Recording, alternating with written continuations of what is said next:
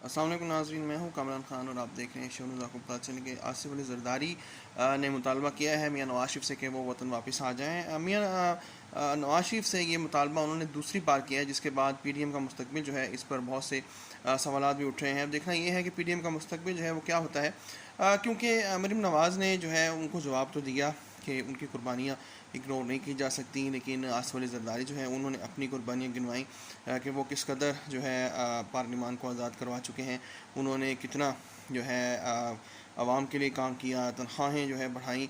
इस हवाले से इस वक्त जो है पीपल्स पार्टी और मुस्लिम लीग नवाज़ जो है वो दोबारा से माजी की जो है रंजिशों की जानिब हमें लौटते हुए दिखाई दे रहे हैं।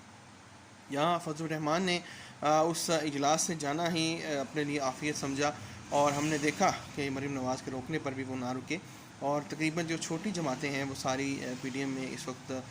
बहुत ही जो है तज़ब्ज़ुब का शिकार हैं कि आसिफ अली ज़रदारी और मियां नवाज शरीफ की ये जो कन्वर्सेशन है ये किस जगह पे जाके रुकेगी।